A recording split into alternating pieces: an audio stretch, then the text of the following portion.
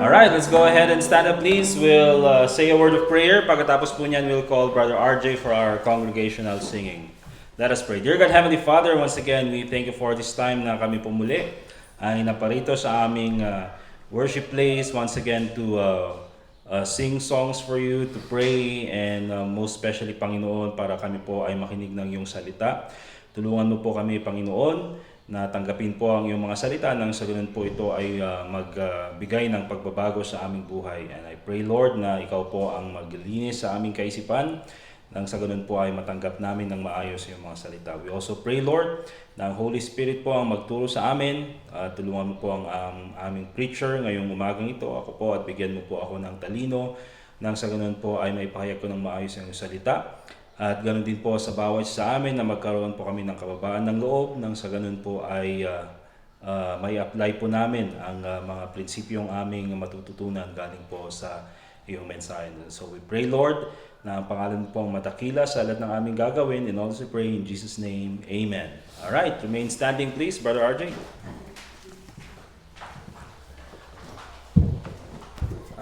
Let's sing po, page number 3, Jesus Paid It All. Page 3, Jesus paid it all.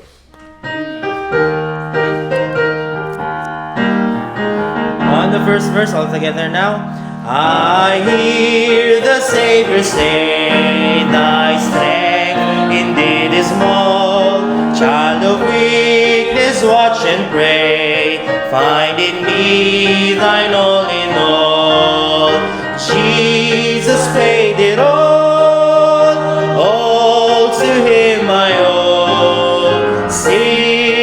Left a crimson stain, he washed it white as snow.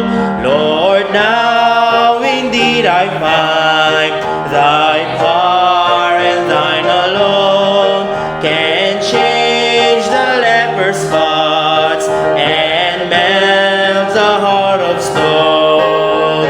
Jesus paid it all to him I owe. Sin had left a crimson stain, he washed it white as snow.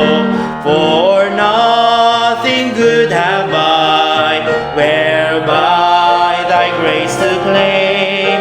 I'll wash my garments white in the blood of Calvary's Lamb.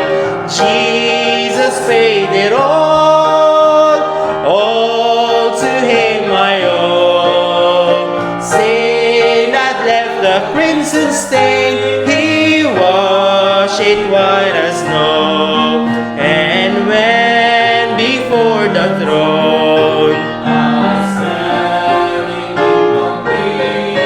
Jesus died my soul to save, my lips shall still repeat, Jesus paid it all to him I owe. Sin had left a crimson stain, he washed it white as snow. Amen. You may be seated, mga kapatid. Let's sing another song. Page 100, Day by Day.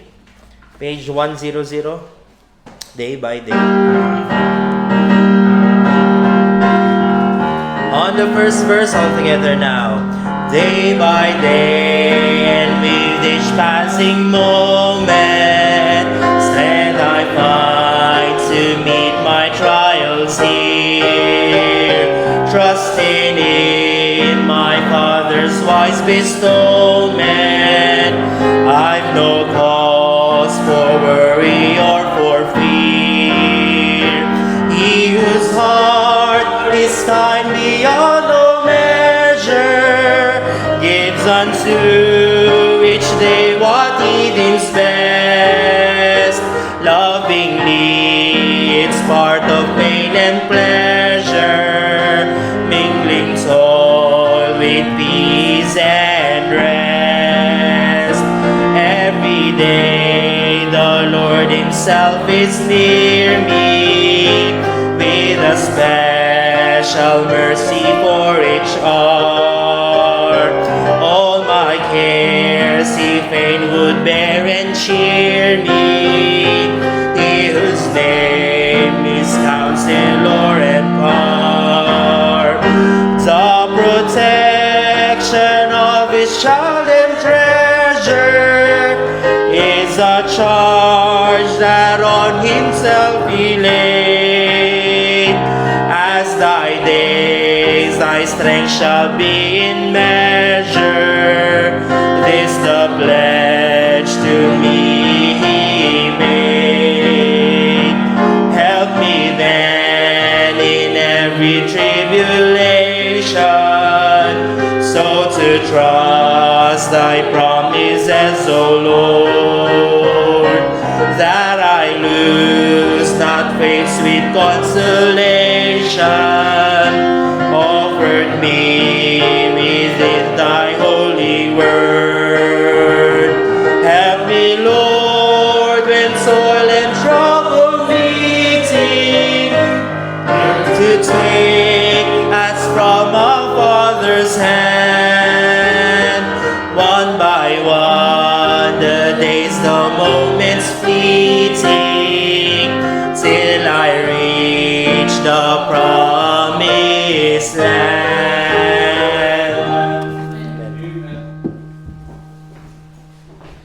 Alright, thank you Brother RJ, thank you everyone. At nandito ulit tayo sa ating meeting place.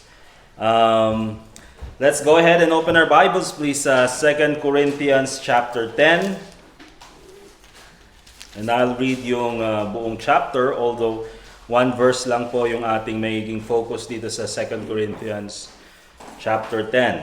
Okay, 2 Corinthians chapter 10. And we'll be continuing po doon sa ating series on consistency. How to be a consistent church member. So lahat po ng mga mensahe, hindi man directly about consistency, but we'll tie up the topic doon po sa subject ng consistency. Alright, so in 2 Corinthians chapter 10, the Bible reads, Now I, Paul, myself beseech you, by the meekness and gentleness of Christ, who in presence am base among you, but being absent am bold toward you. But I beseech you that I may not be bold when I am present with you, with that confidence, wherewith I think to be bold against some, which think of us as if we walked according to the flesh. For though we walk in the flesh, we do not war after the flesh.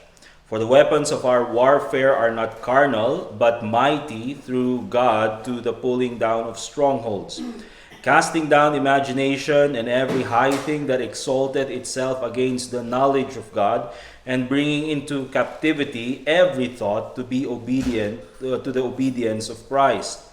And having in a readiness to revenge all disobedience when your obedience is fulfilled. Do you look on things after the outward appearance? If any man trust to himself that he is Christ, let him of himself think this again, that as he is Christ, even so are we Christ's. For though I should boast somewhat more of our authority, which the Lord hath given us for edification, and not for your destruction, I should not be ashamed, that I may not seem as if I would terrify you by letters. For his letters say that they are weighty and powerful, but his bodily presence is weak, and his speech contemptible. Let such an one think this, that such as we are in word by letters when we are absent, such we will be also indeed when we are present. For we dare not make ourselves of the number, or compare ourselves with some that commend themselves. But they, measuring themselves by themselves, and comparing themselves among themselves, are not wise. But we will not boast of things without our measure, but according to the measure of the rule which God hath distributed to us, a measure to reach even unto you. For we stretch not ourselves beyond our measure, as though we reach not unto you, for we are come as far as to you also in preaching the gospel of Christ. Not boasting of things without our measure, that is, of other men's labors, but having hope when your faith is increased, that we shall be enlarged by you accordingly, to our rule abundantly,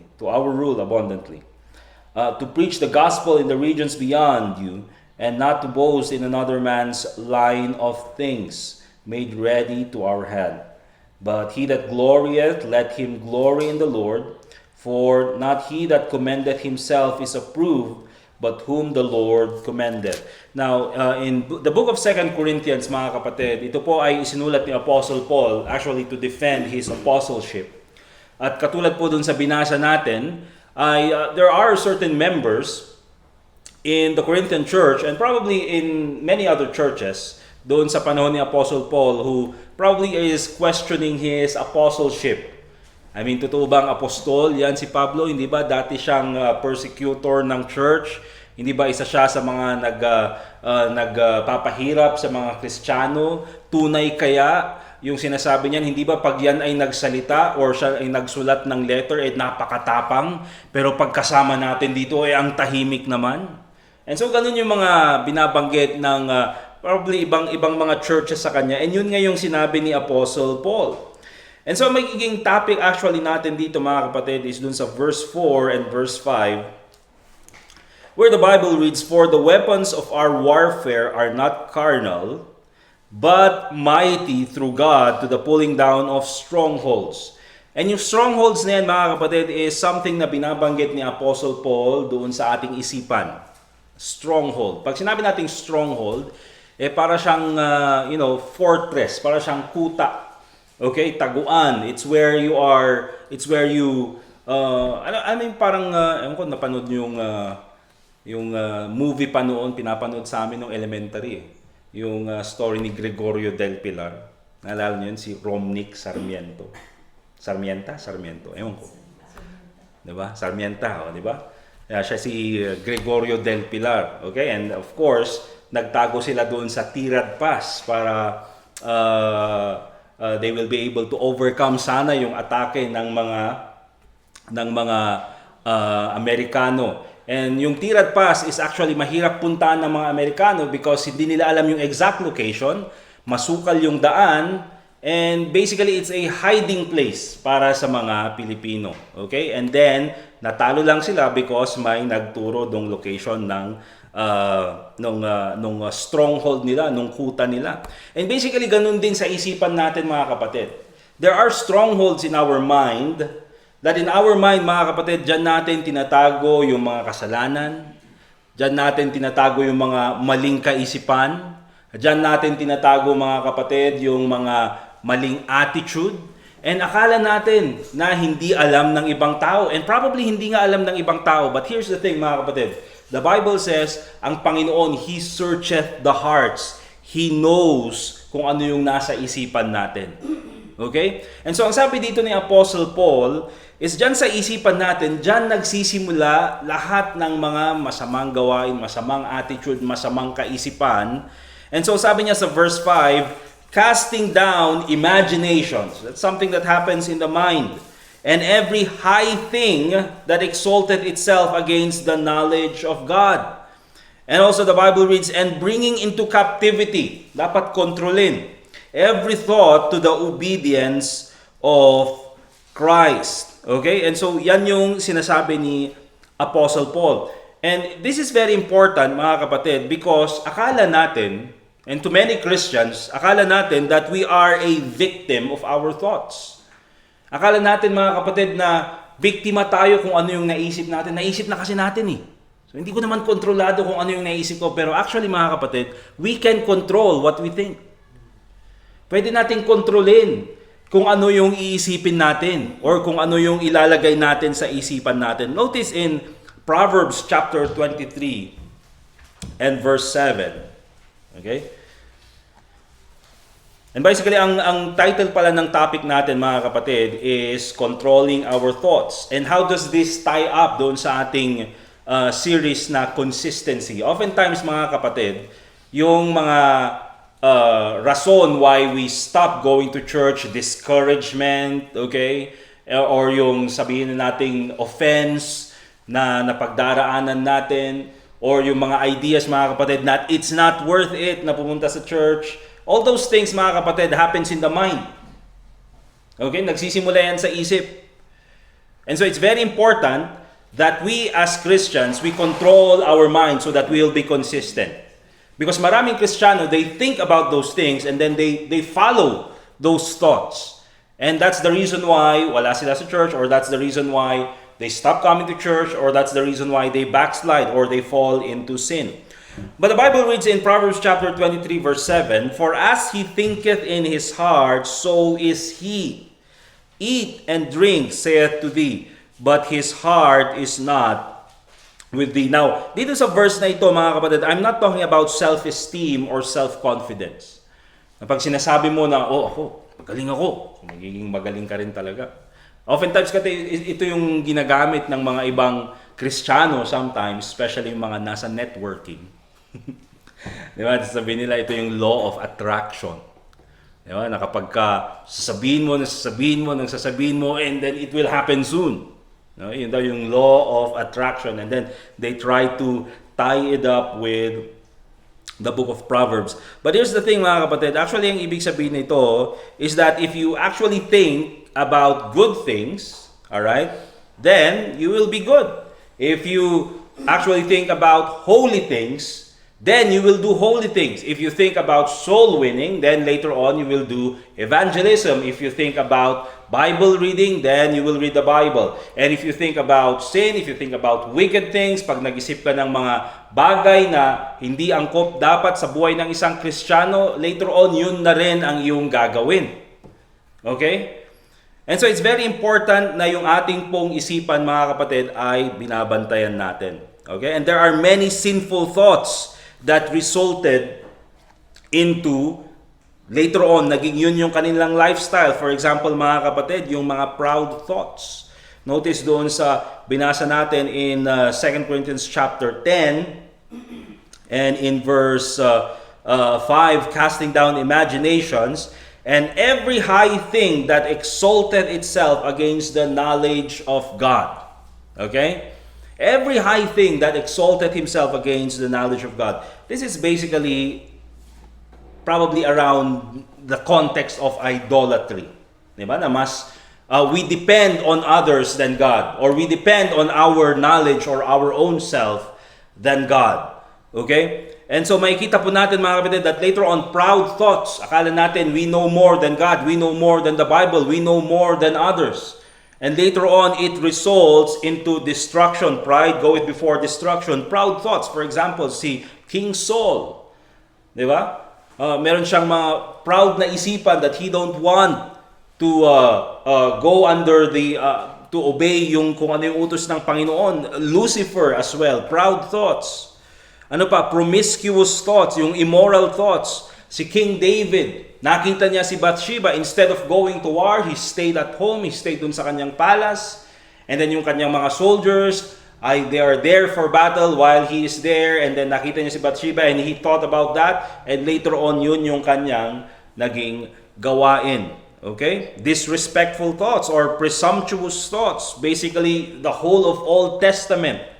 Kung ano yung trato ng Israel sa ating Panginoon. Okay? Perverted thoughts. Look at Genesis chapter 6 verse 5. Where the Bible reads, "And God saw that the wickedness of man was great in the earth, and that every imagination of the thoughts of his heart. By the way, pag sinabi kasi dito sa Bible, na oftentimes yung heart at saka mind, they are interchangeable. Okay? So, every imagination of the thoughts of his heart was only evil continually. And so, bakit doon sa time ng Genesis, in chapter 6, where naging sukdulan yung kasamaan ng mga tao, that God decided to flood the whole world, to flood the whole earth, bakit ganon yung kanilang gawain? It's because it started in their minds. Sabi ng Bible, the thoughts of his heart was only evil continually. Okay? And also in Proverbs chapter 24 verse 9, ang sabi ng Bible, the thought of foolishness is sin, and the scorner is an abomination to men. Kahit po yung pag-iisip ng masama ay kasalanan. Magandang gamitin yan when you're sharing the gospel in Romans chapter 3 verse 23. For all have sinned and come short of the glory of God. Diba? Kahit nga yung pag-isip na lang ng masama sa harap ng Panginoon ay kasalanan. Okay? So, How do we choose our thoughts? How do we control basically our thoughts? Unang-una, we have to choose what we think about. Okay? Choose your thoughts. Notice in Philippians chapter 4, verse 8. Philippians chapter 4 and in verse 8.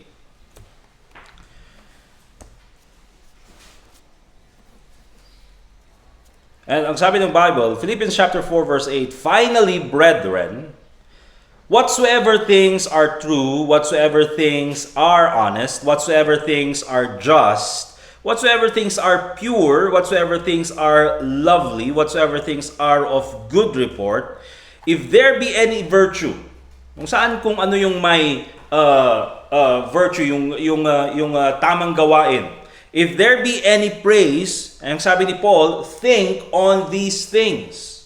Okay? And in the book of Philippians, mga kapatid, palaging binabanggit ni Apostle Paul yung mind. Okay? Philippians chapter 2, if you go back dun sa verse 5, "Let this mind be in you, which was also in Christ Jesus." Talking about yung humility ng ating Panginoong Hesukristo. Alright? And so, ang sinasabi dito ni Apostle Paul basically is that tayo bilang mga mananampalataya, bilang mga Kristiyano, we can choose our thoughts. We can choose what kind of mind we will have. "Let this mind be in you," sabi ni Apostle Paul. And then sabi niya dito, "Think on these things." Itong mga bagay na ito ang isipin mo. Yung mga bagay na katotohanan, yung mga bagay na honest, whatsoever things are just, yung mga tamang gawain, whatsoever things are pure, yung walang halong kasamaan, whatsoever things are lovely, all of these things, itong mga tamang bagay na ito, these are the things that you should think about. Okay? These are the things that you should think about. So instead of thinking about wicked or sinful things, at nakita natin a while ago, if you have these proud thoughts, you will be proud. If you have promiscuous thoughts, katulad ni David, you will commit immoral sins tuloy. Immoral things, di ba? If you will think about disrespectful things, then you will be disrespectful to God. You will be rebellious to God. All right? And so instead of thinking or putting these wicked or sinful things sa isipan natin, let us focus on the good things, useful things, spiritual things. Okay? And how do we do that? Oftentimes, mga kapatid, first of all, let us avoid being idle. Avoid yung walang ginagawa. Okay? Avoid yung walang ginagawa. Remember, we'll go back to the example ni David, where the Bible says, in the book of 2 Samuel, that meron yung time that he should be the one leading the army. Okay? Dapat siya yung, because he is the king, he should be the one leading the army doon sa battle. But instead, mga kapatid, he stayed doon sa kanyang palace. He stayed in the comfort of his palace while his soldiers, while his generals are doing the hard work. And because of that, mga kapatid, he became idle. And that is where the devil presented the opportunity. Okay? Nakita niya si Bathsheba. Alright? And because of that, nagkaroon siya ng evil thought. And then later on, he did that evil thought. He committed adultery. And yan po, mga kapatid, nasira ang buhay ni David. Alright? And so, paano yan nagsimula? He was idle. He was not doing anything. Kaya ang sabi ng Bible tuloy, palaging sinasabi sa atin, an idle mind is the devil's playground. Diba? Kung wala kang ginagawa, oftentimes, the things that flood your mind, oftentimes, yung mga anxious things, yung mga evil things, yung mga dapat na hindi mo ginagawa, worldly things. Okay? So, avoid being idle. Hindi natin sinasabi na every time na lang merong ginagawa. Diba? Every time na lang dapat. Well, actually, maganda nga mga kapatid eh. Because if you're doing something, meron kang hobby, diba? Meron kang, side job siguro, or meron kang ibang responsibility na kailangan gawin. Well, because of those, your mind is occupied, and because of that, mga kapatid, you avoid sin. Diba? Because if you're busy doing your hobby, hindi ka na mag-iisip ng mga wicked things. And later on, you will do them. Alright? And also mga kapatid, I think it's very important that we avoid impurities. And what I mean about impurities mga kapatid is that sa buhay natin, there are things that the devil may use to corrupt us. Okay? Of course, nandyan na palagi mga kapatid yung social media. Alright? That is one of the easiest way that the devil, I will use the word, can hijack yung ating isipan. And the devil can do that. Let's go to Matthew chapter 16. Matthew chapter 16. Mga kapatid, there are times, di ba, na ikaw, for instance, di ba, wala namang ginawang masama yung ibang tao sa'yo, or wala namang ibang ginawa yung ibang member ng church, probably, or family member, or kasama sa trabaho. But then suddenly, nag-iisip ka ng masama sa kanya. Now, saan nang galing yun? And here's the thing mga kapatid, oftentimes the devil, even po sa ating mga Kristiyano, he cannot possess yung isang ligtas, but he can influence yung ating isipan into thinking bad things or even saying bad things. And in verse 18, napakaganda yung sinabi ni Peter, and I say unto thee, sabi ni Jesus Christ, that thou art Peter, and upon this rock I will build my church, and the gates of hell shall not prevail against it. Also, before niya sinabi yan mga kapatid, nung tinanong ni Jesus Christ, sino ba ako sa inyo? In verse 16, the Bible reads, Simon Peter answered and said, Thou art the Christ, the Son of the living God. And Jesus answered and said unto him, Blessed art thou, Simon Bar-Jonah, for flesh and blood hath not revealed it unto thee, but my Father which is in heaven. Okay? And so sabi ni Jesus Christ, the one that you said, na sinabi niyang ganyan, Thou art the Christ, ako ang Messiah, the Son of the living God, that is not just something na nanggaling sa'yo. That is not just from your own theology. That truth actually came from God Himself. Alright? But notice mga kapatid, ang nangyari later on when the Lord Jesus Christ was talking about His death. In verse 21, from that time forth began Jesus to show unto His disciples how that He must go unto Jerusalem, and suffer many things of the elders and chief priests and scribes, and be killed, and be raised again the third day. Alright, so binabanggit na niya, later on, I will be crucified, and then I will die, but after 3 days, ako ay mabubuhay muli. I don't know mga kapatid, but it seems that itong mga disciples na ito, they're focusing on the part where Jesus Christ will suffer and be killed, but they're not listening truly to the words of Jesus Christ na sinasabi niya that after 3 days, I will be resurrected. Ako ay mabubuhay muli. And so anong ginawa ni Peter? Then Peter took him and began to rebuke him. Pinagsabihan niya tuloy ang ating Panginoon Jesucristo, huwag kang magsalita ng ganyan ha. Ikaw ha. Imagine ko lang si Peter, ginagalo niya si Jesus Christ ha. Ikaw, ang dami mo nang ginagawa, tapos ganyan ka mag-isip ha. Well, hindi naman sigurong ganun. But basically, ang sabi ng Bible, rebuke him. Pag sinabi natin rebuke, it's a strong reproof. Okay? Basically, pag sinabi sinigawan at sinabing mali ka. Okay? Hindi tama yan. Alright? So, itong si Peter, he took the Lord Jesus Christ and began to rebuke him, saying, Be it far from thee, Lord, this shall not be unto thee.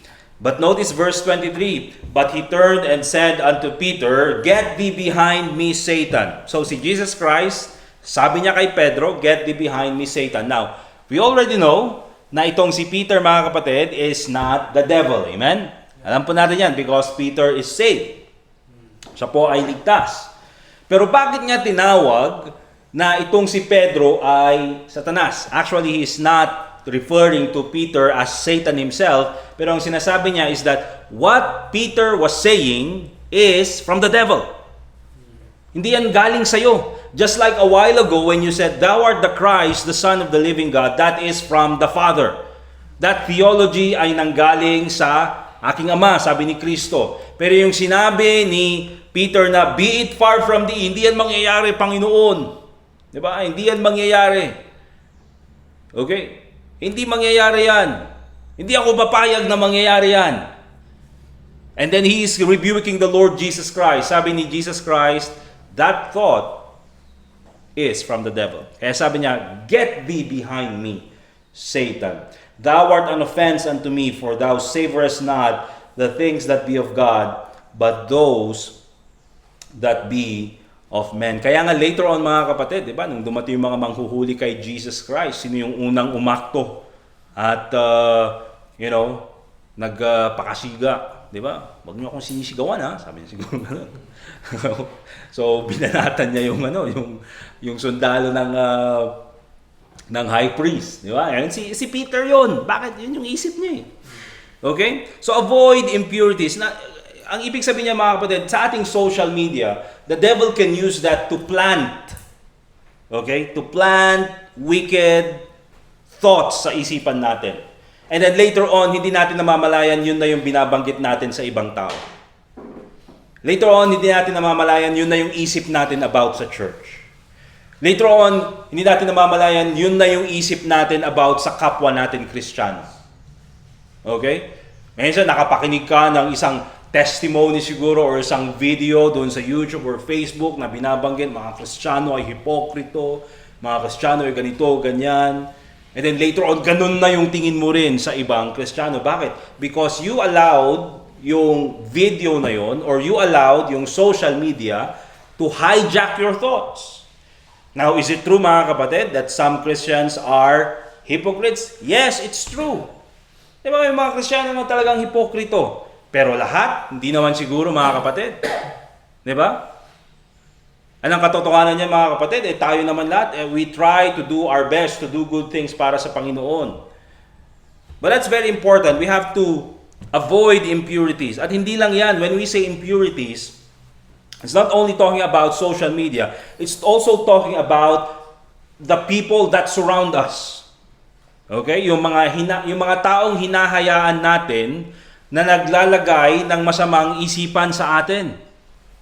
Okay? 'Di ba? For example, meron kayong mga nakilalang tao na, 'di ba? Okay naman yung tingin mo sa mga kapwa mo Kristiyano. Okay naman yung tingin mo sa kapitbahay mo, yung sa katrabaho mo. Pero meron yung darating, tapos magsasabing, alam mo 'yan? Blah blah blah blah blah blah blah blah. 'Di ba? And so ikaw naman, ay ganun ba? Ay grabe naman. Anong ibig sabihin mo, Muhammad? Hinayaan mo yung tao na yun to hijack your mind, to influence your mind. Diba? And we understand naman, ako nagbibigay lang naman ako ng advice, nagbibigay lang naman ako ng something, ng warning. That's why we have to discern, mga kapatid, paano kung yung tao yun baka naman naninira na? Baka naman sinisiraan na yung tao na yun, ang bait-bait ng tao sa'yo. Walang masamang isip sa'yo. Pero yung isip mo pala baliktad. Bakit? Because someone influenced your mind. You allowed the devil, mga kapatid, to hijack your mind. And oftentimes, palagi ang ginagawa ni Satanas. Alright? Diba? Kaya beware doon sa mga klase ng tao na, di ba, ang ganda-ganda ng araw mo, ang ganda-ganda ng pagdating mo sa church, pagdating mo sa trabaho, tapos biglang may tao na, alam mo yung klase ng tao mga kapatid na pag nakausap mo, biglang bumibigat yung pakiramdam mo. Mga ganun. Okay, parang, ano ba naman ito? Ang ganda-ganda ng araw eh. Diba? And at the same time, don't be like that as well. Okay? Wag ka rin maging ganun. So, choose your thoughts. Okay? Basically, pag sinabi natin yung choose your thoughts, piliin mo yung mga bagay na ilalagay mo sa iyong isipan. And also, control your thoughts. Not only choose your thoughts, but control your thoughts. Let's go to Lamentations chapter 3, verse 51. And this is connected doon sa choosing your thoughts. Control your thoughts. Lamentations chapter 3.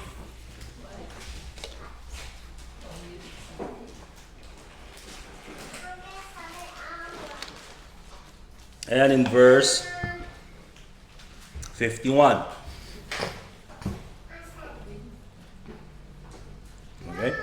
And so sabi ng Bible in Lamentations chapter 3 verse 51, "Mine eye affecteth mine heart," sabi ni Jeremiah, "because of all the daughters of my city." So, yung context ng Lamentations, kaya po lamentation, umiiyak si Jeremiah, is because nakita niya how Jerusalem was destroyed. How the people were murdered. How the people were destroyed because doon sa pag-attack ng Babylonian army. Okay, so nakita niya, and therefore he laments what he saw. And then sinulat niya yung book of Lamentation. So, in application mga kapatid, ang gusto kong makita natin dito is that kung ano yung nakikita natin, it really affects our heart. Okay, nakakaapekto yan sa ating puso. So, whether we see wicked things or godly things, yung mga nakikita natin, and notice this, not only our sense of sight, but also in our sense of hearing, it can affect our heart. It really can affect our heart. Okay? And I remember, mga kapatid, one of the reasons why, kaya nga, iniisip nung nagkaroon kami ng, also what I say to others. So, gumraduate kami 2006 ng high school. 2005, 2006, hindi ko maalala. Diba? And so, later on, may mga nami-meet ako sa Baguio ng mga kaklase ko noong high school, sa Luwakan, or doon sa Ubing. And then, meron time magka-gather kaming ganyan sa isang kainan. Then, sipin nila, oftentimes we kukumustahin, kumusta na. But also, one of the questions na binanggit namin, meron ka bang regret nung high school? Meron ka bang, kasi yung regret nila, meron ka ba yung regret na sana linigawan mo siya? Pero, marami daw may regret sa akin. De, joke lang. Pero ano yung regret? Ano ka ba regret? Ang regret ko lang noon is, I wish I would have been kinder, diba? Sa mga kaklase ko noon. I wish I would have been kinder. Sana mas naging mabait ako. Sana mas naging, mas friendly ako sa mga kaklase ko. And I was thinking about that. Bakit ko sinabi yun? Because it's true naman. Diba? Meron akong mga friends. Actually, marami akong friends nung high school kami. But I wish I could have been a lot more kinder. Diba? Kung alam ko lang na magiging preacher ako ngayon, sana mas naging kind ako para mas madali silang dalhin sa church. Diba? But that's what I was thinking. And so inisip ko, bakit kaya hindi ako ganun kabait noon or hindi ako mabait noon? And I think one of the things that really influenced me into having that anger. Parang anger, alam mo yung high school, galit sa mundo. Mga ganun, mga teenagers, di ba? Parang galit sa mundo, may bang very rebellious. And oftentimes, ang tingin natin is that's normal to teenagers. But I'm thinking about myself, bakit yung ibang kaklase hindi? Bakit yung iba hindi? Alright? Bakit yung iba rebellious? Bakit yung iba hindi?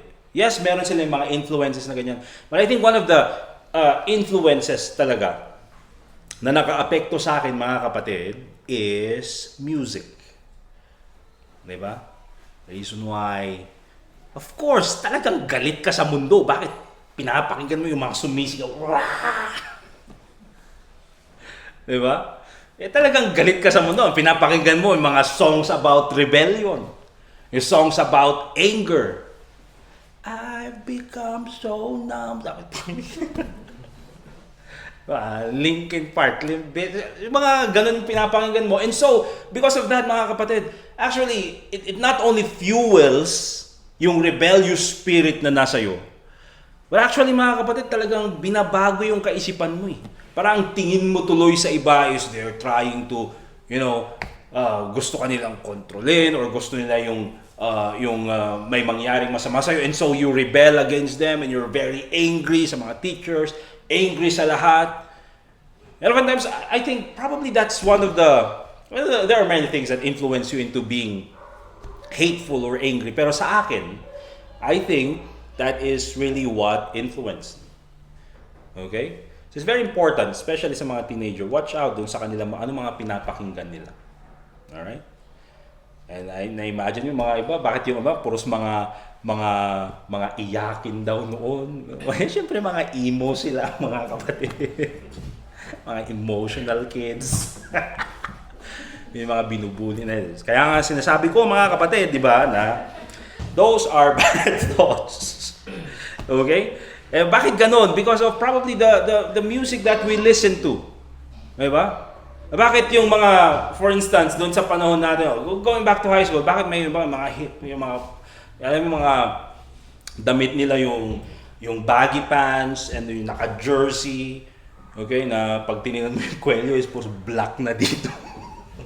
Black na dito as long as naka-hip-hop sila. Bakit? Because they listen to hip-hop music. Alright? And so, mga kapatid, it truly affects our thoughts. Okay? So kung ano yung pinapakinggan natin or ano yung mga pinapanood natin, di ba? Remember, nung time na yon, uso pa yung mga music videos. Alright? And yun yung mga tinitingnan natin. Nakikita mo yung sa music video, nagkakaroon sila ng house party. Oh, mag-house party din tayo. Alright? And basically, mga kapatid, we have to control our thoughts. Look at 1 Corinthians chapter 9, verse 27. We'll end with this. Meron pa sanang isa. But we'll end with this. The Bible reads, 1 Corinthians chapter 9, verse 27, "But I keep under my body," sabi ni Apostle Paul, "and bring it into subjection, lest that by any means, when I have preached to others, I myself should be a castaway." So, it's very clear from the Bible, mga kapatid, that it is possible for us to control our thoughts. Keep under my body, that includes the mind, mga kapatid. Okay? We have to control our thoughts. And how do we do that, mga kapatid? Not only by avoiding impurities, avoiding bad company, but also, mga kapatid, we have to make sure that our senses, yung nakikita natin and napapakinggan natin, ay godly things. Alright? And lastly, clean your thoughts. I'll just read the verse and then tapos na tayo. Psalm 51 verse 10, "Create in me a clean heart, O God, and renew a right spirit within me." Okay? Of course, manalangin ka sa Panginoon that God will clean your heart. And also at the same time, mga kapatid, keep on doing good things. Read the Bible, do soul winning, come to church, get busy sa inyong mga hobbies, sa mga side job mo, get busy sa mga bagay na gawaing bahay probably, or mag-exercise, or mag-walking, or mag-running, anything that affects you positively. Kasi kung wala kang ginagawa later on, it will just affect you negatively. Okay? So, that's our lesson for this morning, bringing into captivity every thought, basically controlling our thoughts. Because in our life as Christians, later on, nandito ka sa church, pag uwi mo sa bahay, nandyan si Satanas, di ba? That's telling you, it's not worth it to go to church. Marami ka pang mas importanteng bagay na gawin. Nakahipokrito yung mga nandyan, di ba? But then, pag nandito ka sa church, okay, you want to be faithful, you want to do soul winning. Why? Because you're listening to the Word of God. Pero pag uwi mo, nandyan yung influence ni Satanas. And so, there's always a battle in our minds. The battle begins in the mind. And it's very important for us that we choose which side we are going to allow to win. Okay? So, piliin natin kung ano yung mga nasa isip natin. Let us pray. Dear God, Heavenly Father, once again, we thank you for this time that we can have this lesson. Lord, I pray that you will clean our hearts, clean our minds.